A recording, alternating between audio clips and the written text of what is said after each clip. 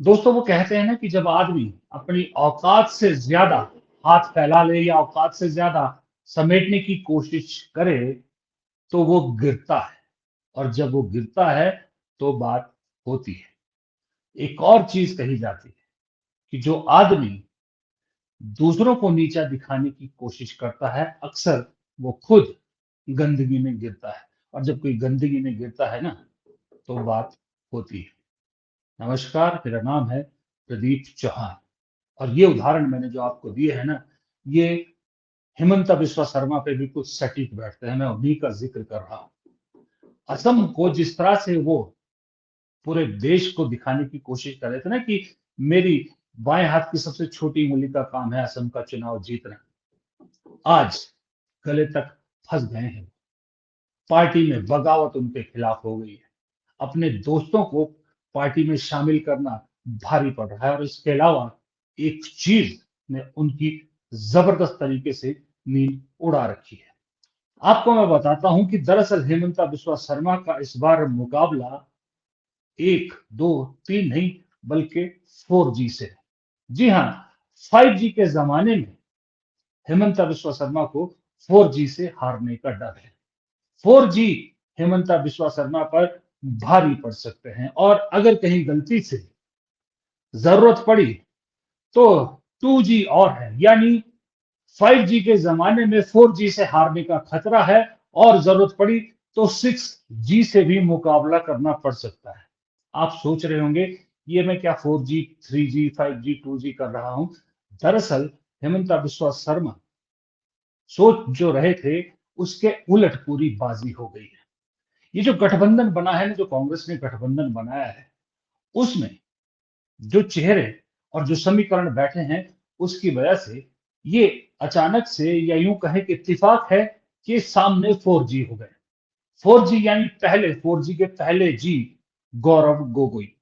4G मतलब four चार गोगोई की बात कर रहा हूं मैं। चार गोगोई पहले गौरव गोगोई। तारुफ की जरूरत नहीं है, आप सब जानते हैं गौरव गोगोई कौन है। दूसरे फिर अखिल गोगोई। अखिल गोगोई रायजोर दौल जो वहां पर एक रीजनल पार्टी है उसके मुखिया। गौरव गोगोई रायजोर गोगोई दोनों साथ आते हैं। फिर एक और अहम दल है असम जातीय परिषद।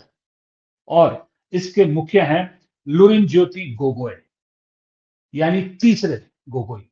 लुरिन ज्योति गोगोई, अखिल गोगोई, गौरव गोगोई, तीन गोगोई यानी 3G तो ये हो गए जो अपनी अपनी पार्टी का प्रतिनिधित्व कर रहे हैं, अपनी अपनी पार्टी के मुखिया हैं जो गठबंधन में है। लेकिन ट्विस्ट ये है कि इसमें एक और जी जुड़ रहा है। और वो जी है तपन गोगोई। तपन गोगोई किसी पार्टी के मुखिया नहीं है, कोई रीजनल पार्टी नहीं चलाते।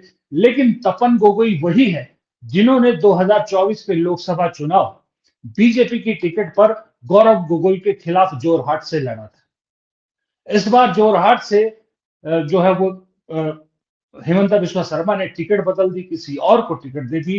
तो तपन गोगोई कांग्रेस में शामिल होने की तैयारी में है। तो तपन गोगोई, गौरव गोगोई, अखिल गोगोई और लुरिन ज्योति गोगोई 4G। ये 4G अपने अपने तरीके से अलग अलग इलाके की स्ट्रेटेजी बनाने में माहिर माने जाते हैं। अब ये 4G से मुकाबले में अकेले हेमंता बिस्वा शर्मा बहुत हल्के नजर आ रहे हैं फिलहाल, क्योंकि इस बार असम के चुनाव पहले के चुनाव से बिल्कुल अलग है। क्योंकि जो वो हुआ था ना, क्या बोलते हैं उसको, जो सीमाएं जो बदली है, विधानसभाओं की जो सीमाएं बदली है परिसीमन के बाद पहला चुनाव हो रहा है। और इस चुनाव में बहुत से जातीय, धार्मिक और दूसरे समीकरण बदले हैं। इस समीकरण के आधार पर जो असम की इस वक्त स्थिति है, अगर आप असम को तीन भागों में बांटे तो पहला पड़ता है अपर असम, जहां जनजातीय आबादी इस परिसीमन के बाद, डिलिमिटेशन के बाद जनजातीय जो जातियां हैं उनका थोड़ा सा वर्चस्व या दबदबा बढ़ा है, जो बीजेपी के लिए फायदेमंद माना जा रहा है कि बीजेपी को वहां फायदा होगा। लेकिन लोअर असम, वहां पर जो धार्मिक और जातीय समीकरण बदले हैं वो कहीं ना कहीं कांग्रेस की तरफ जाते दिख रहे हैं। क्योंकि आपको मालूम है एंटी बीजेपी वोट, मुस्लिम वोट इस वक्त लामबंद दिख रहा है कांग्रेस के साथ असम में। तो उसका एक बड़ा फर्क जो है वो कांग्रेस को फायदा मिलने वाला है। और तीसरा है बराक घाटी, जहां पर कहा यह जा रहा है कि इस बार जो नए समीकरण बैठे हैं, नए नेता या नया नेतृत्व या नए शक्तियां वहां दिखेंगी, जिसमें ये जो छोटी अलाइज पार्टियां हैं, जो कांग्रेस के अलाइज भी हों और खास करके कांग्रेस के अलाइज, उसमें बहुत से लोग अच्छा परफॉर्म कर सकते हैं। आपको ये भी बता दूं, जो कांग्रेस के अलाइज हैं उसमें अभी देखिए, आप लोग, मैंने आपको बताया कि इंडियन नेशनल कांग्रेस, रायजोर दल, असम जातीय परिषद, एपीसीएल, एपीएचएलएलसी, सीपीएम और सीपीआईएमएल, इतने दलों का एक ये गठबंधन बना है। और ये गठबंधन जो बना है, तो कोई विचारधारा नहीं मिलती, कोई वो नहीं मिलती, इसलिए बना है ये, और इसलिए ज्यादा मजबूत गठबंधन ये लगता है, क्योंकि ये एक मिशन लेकर पूरी की पूरी पार्टियां एक साथ आई है। देखिए, हम तो 2021 में हमने सपना देखा था कि असम जातीय परिषद दल, राइजर दल और कांग्रेस पार्टी एक साथ होना चाहिए। एक साथ नहीं हुए, सबका नुकसान हुआ। इस बार लोग हमको एक साथ देखना चाहते हैं और इसीलिए हम सब ने त्याग और बलिदान किया है।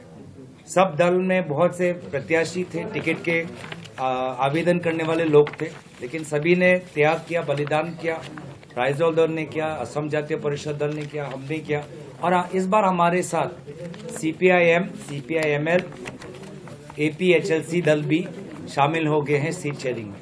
तो एक बहुत शक्तिशाली, एक रामधेनु विरोधी शक्ति बना है। और मैं अब भी वे दल जिनके साथ हमारा सीट शेयरिंग लेके हमारा समझौता नहीं हो पाया, उनसे भी मैं विनम्र अनुरोध करता हूं कि आइए एक शांतिपूर्वक असम के लिए हम सब मिलकर हिमंत बिश्व शर्मा की सरकार को असम से विदाई दें। मुद्दा क्या होगा इस बार इलेक्शन में?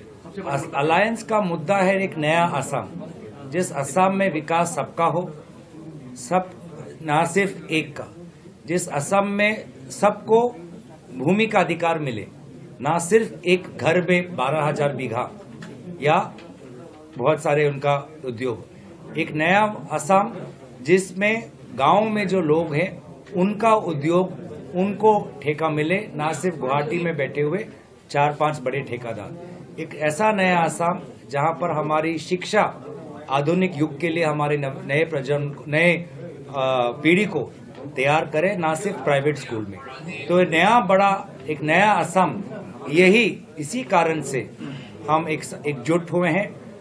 हिमंत बिश्व शर्मा के डर, धमकाने, बहकाने और समाज में विभाजन की राजनीति को खत्म कर असम समाज को एकजुट कर सशक्त कर शक्तिशाली बनाकर इसी सपने के साथ हम एकजुट हुए। हिमंता बिस्वा शर्मा जिस कोशिश में लगे हुए थे ना, कि कांग्रेस को तोड़ने की कोशिश कर रहे थे, कांग्रेस का मनोबल तोड़ने की कोशिश में थे, साइकोलॉजिक वॉरफेयर बहुत जबरदस्त तरीके से हिमंता बिस्वा शर्मा लड़ रहे थे। जब वो कहते थे, भूपेन बोहरा जब, आपको याद है, ज्वाइन किया था बीजेपी को, उसके बाद से लगातार कह रहे थे कि 30 टिकटें मैं कांग्रेस को दिलाऊंगा, कांग्रेस के वो लोग मुझे सपोर्ट करेंगे, ये करेंगे, वो करेंगे, कांग्रेस के अंदर की आखिरी हिंदू नेता हैं जो मेरे पास आ गए हैं, ये सब चीजें उन्होंने कही। एक साइकोलॉजिकल प्रेशर बनाने की कोशिश कर रहे थे कि किसी तरह से कांग्रेस में बगावती सुर फूटे गौरव गोगोई के खिलाफ, और गौरव गोगोई को किसी तरह से अगर हो सके तो चेहरा ना बनने दिया जाए कांग्रेस की तरफ से मुख्यमंत्री के दावेदार। इसके लिए उन्होंने जो वहां के सीएलपी लीडर है सैकिया, उनको भी, उनके बारे में भी झूठी खबरें फैलाई कि वो जल्द ही बीजेपी में आने वाले। हालांकि उन्होंने कांग्रेस से नामांकन अपना भर भी दिया और उन्होंने लगातार इस चीज को मना किया था। लेकिन जब इस साइकोलॉजिकल वॉरफेयर में कामयाब नहीं हुए हिमंता बिस्वा शर्मा, फिर उन्होंने अपना आखिरी दांव चला कि कांग्रेस पार्टी में तोड़फोड़ मचाई जाए। अब जो हिमंता बिस्वा शर्मा 2 महीने, 1 महीने पहले भूपेन बोहरा के वक्त कह रहे थे कि आखिरी हिंदू लीडर थे इसलिए मेरे पास आ गए हैं, अब प्रद्युत बोरदोलोई को जब वो अपनी पार्टी में ला रहे हैं, तो क्या वो हिंदू नेता नहीं थे? हिमंता बिस्वा शर्मा ने तो खुद कहा था ना, भूपेन बोहरा आखिरी हिंदू नेता थे इसलिए मेरे पास आए। तो फिर बोरदोलोई क्या है? वो भी ले लिए। दो तोड़े, दो के एवज में अपनी पार्टी के सैकड़ों टूट गए। ये वॉरफेयर गेम नहीं चल रही, ये वॉरफेयर गेम नहीं चली। कांग्रेस का मनोबल नहीं टूटा। कांग्रेस के कैंडिडेट इस वक्त जो कांग्रेस ने उतारे हैं, जो प्रियंका गांधी वाली जो स्क्रीनिंग कमेटी, उन्होंने जो कैंडिडेट अपने सेलेक्ट किए हैं, वो कैंडिडेट का मनोबल बिल्कुल जस का तस बना हुआ है, बल्कि और ज्यादा ऊंचा है। हमारा जो राष्ट्रीय अध्यक्ष है मल्लिकार्जुन खड़गे, मैं उनको थैंक यू देना चाहती हूँ। उसके साथ हमारा जो असम का स्कैनर कमेटी, हमारा dynamic leader Priyanka Gandhi madam ji को मैं थैंक यू देना चाहती हूँ। इसके साथ हमारा जो एपीसीसी का प्रेसिडेंट गौरव गोगोई जी, हमारा एपीएमसी का महिला प्रेसिडेंट मीराबोर ठाकुर जी, मैं सभी स्कैनिंग कमेटी को मैं दिल से मैं धन्यवाद देना चाहती हूँ। आज मेरे को मेरे ऊपर जो भरोसा करके उन लोग ने मुझे पार्टी को जिताने के लिए आज 4 बाखुंगुरी विधानसभा में मुझे टिकट दिया है। इसके लिए मैं उन लोग को बहुत बहुत धन्यवाद कृतज्ञता ज्ञापन करती हूँ। मेरा कॉन्स्टिट्यूशन में इशू यही होगा कि जो हमारा पूरा भारत में जो चल रहा है कि जो जाति को लेके, धर्म को लेके जो सरकार राजनीति करता है, तो वही इशू है कि जो धर्म को लेके राजनीति करता है ये होना नहीं चाहिए। और जो मूल्यवृत्ति के जो ऊपर अभी इतना जितना भी भारत में रहने वाला लोग है, सबको मूल्यवृत्ति का ऊपर बहुत दिक्कत हो रहा है। उसी को इशू को लेके हम अभी प्रचार करेगा, ताकि अब आने वाला चुनाव में हम पब्लिक हम लोग को सपोर्ट करेंगे। उन लोग का जो जाति का इशू है, मूल्यवृत्ति का इशू है, ताकि हम समाधान कर सकते हैं। उसी के लिए हम पूरा काम करें। गौरव गोगोई ने बताया कि मिशन क्या है। अखिल गोगोई तो यहां तक कह रहे हैं कि जोरहाट इस बार कोई विधायक नहीं चुनेगा, असम का मुख्यमंत्री चुनेगा। जोरहाट मतलब गौरव गोगोई की कॉन्स्टिट्यूंसी। यानी कि जो सहयोगी दल है, क्लियरिटी है कांग्रेस के सहयोगी दलों में भी कि गौरव गोगोई ही हमारा मुख्यमंत्री का चेहरा है, उन्हीं को आगे रखकर चुनाव लड़ा जाएगा। लेकिन दूसरी तरफ हिमंता बिस्वा शर्मा के लिए दिक्कतें इसलिए ज्यादा बढ़ गई हैं क्योंकि कल मैंने जैसे वीडियो में बताया था कि हिमंता बिस्वा शर्मा ने दावे बड़े बड़े कर दिए, लेकिन लगातार बीजेपी में बगावत उनके खिलाफ बढ़ती जा रही है। इस्तीफों का सिलसिला जारी है। जो लोग नाराज हो रहे हैं वो या तो कांग्रेस में आ रहे हैं, नहीं तो कांग्रेस के कैंडिडेट्स को समर्थन दे रहे हैं, उनके साथ खड़े होते नजर आ रहे हैं। इधर मुश्किल ये हो रही है कि दिल्ली भी कहीं ना कहीं हिमंता बिस्वा शर्मा से इस वक्त ज्यादा खुश नजर नहीं आ रहा, क्योंकि कांग्रेस से अपने लोगों को लाकर बीजेपी में शामिल करना और उन्हें कांग्रेस के पुराने लोगों के और बीजेपी के पुराने लोगों के ऊपर तवज्जो देकर चुनाव लड़वाना, ये एक बौखलाहट या यूं कहे कि अफरा तफरी या बगावत जो आप कह लें, बीजेपी में बड़े स्तर पर फैला रहा है। दूसरी बात, आप ये देखिए, आपके सामने है नाम सिद्धार्थ भट्टाचार्य। ये बहुत बड़ा एग्जांपल है। ये सिद्धार्थ भट्टाचार्य वही हैं जो हिमंता बिस्वा शर्मा को बीजेपी में लेके आए थे, और इन्हीं भट्टाचार्य का इस बार टिकट हिमंता बिस्वा शर्मा ने काट दिया है। जो अपने गुरु मतलब जो लेके आए उसकी टिकट काट दे तो बाकी लोग कह रहे हैं कि फिर उनका तो कोई अस्तित्व नहीं रह जाता, क्योंकि अगर हिमंता बिस्वा शर्मा भट्टाचार्य के साथ ऐसा कर सकते हैं तो किसी के साथ भी कर सकते हैं। दूसरी बात, लोग ये सवाल पूछने लगे, खास करके कांग्रेस के लोग प्रद्युत बोरदोलोई से सवाल पूछ रहे हैं कि ये समझ में नहीं आ रहा कि प्रद्युत बोरदोलोई किस लालच में या क्या फायदा हुआ उन्हें हिमंता बिस्वा शर्मा के साथ जाके, क्योंकि कांग्रेस में वो सांसद थे, उनके बेटे एक विधानसभा सीट से टिकट मांग रहे थे जो ऑलमोस्ट फाइनलाइज था, उनका ऑलमोस्ट तय था कि उनको टिकट मिलेगी। लेकिन अब क्या हुआ, सांसदी छोड़ के बोरदोलोई खुद विधानसभा का चुनाव लड़ रहे हैं और वहां पर भी बीजेपी में बगावत हो गई है। बीजेपी के जो दावेदार थे वो उनके खिलाफ खड़े हो गए हैं, और दूसरी तरफ उनके बेटे ने भी कांग्रेस से जो है नाम वापस ले लिया है। अब वो भी विधायक नहीं बनेंगे, मतलब सांसदी छोड़ के अपने बेटे की टिकट भी गंवाई, अपनी सांसदी भी गई, अब एक मामूली से विधायक का चुनाव लड़ रहे हैं और वो भी जीतेंगे, ये बहुत बड़ा क्वेश्चन मार्क अभी उन पर है। इसलिए लोग सवाल पूछ रहे हैं कि बर्दोलोई जी समझाइए तो सही, ये गणित क्या बैठता है, ये क्या है जिसकी वजह से आप वहां गए। और दूसरी तरफ बहुत कैलकुलेशन से युवा नए चेहरे कांग्रेस ने उतारे। कुछ लोग अब ये आप देखेंगे सोशल मीडिया पे, सो कॉल्ड बीजेपी के खास लोग या जो समर्थित पत्रकार हैं, वो कहने लगे हैं कांग्रेस ने उम्मीदवारों को नाम घोषित करने में बहुत जल्दबाजी कर दी। बीजेपी के बहुत से लोग बीजेपी छोड़ रहे हैं, कांग्रेस उन्हें अपने यहां पर लेकर चुनाव लड़वा सकती थी। क्यों भाई? अब जब मान रहे हैं कि बीजेपी में बहुत बड़ी टूट-फूट हो रही है, अब कह रहे हैं कि कांग्रेस उन्हें लड़वा सकती थी। कांग्रेस के पास खुद के पास क्या कमी है? कांग्रेस कोई नई पार्टी है या कांग्रेस पश्चिम बंगाल, तमिलनाडु की तरह सदियों से सत्ता से बाहर थोड़ी है। लगातार 3 बार कांग्रेस की सरकार बनी थी, तरुण गोगोई मुख्यमंत्री रहे लगातार 3 बार, वही तरुण गोगोई जो गौरव गोगोई के पिता और हिमंता बिस्वा शर्मा के राजनीतिक गुरु थे, जो हिमंता बिस्वा शर्मा को राजनीति में लेके आए। कांग्रेस की जड़ें वहां आज भी बीजेपी से बड़ी मजबूत है। जो 2 चुनाव कांग्रेस हारी, वो कांग्रेस अपनी गलतियों से हारी। 14 का भी, 14 का नहीं, माफ कीजिएगा, पिछला भी और उससे पिछला भी। ये चुनाव इस बार बहुत स्ट्रेटेजिकली लड़ा गया। हाँ, एक चीज और मैं भूल गया, माफ कीजिएगा, मैं आगे बढ़ गया। उस 4G से मैंने एक चीज और कही थी आपको, 2G और जुड़े तो 6G से लड़ना पड़ेगा। वो 2G है प्रियंका गांधी और राहुल गांधी।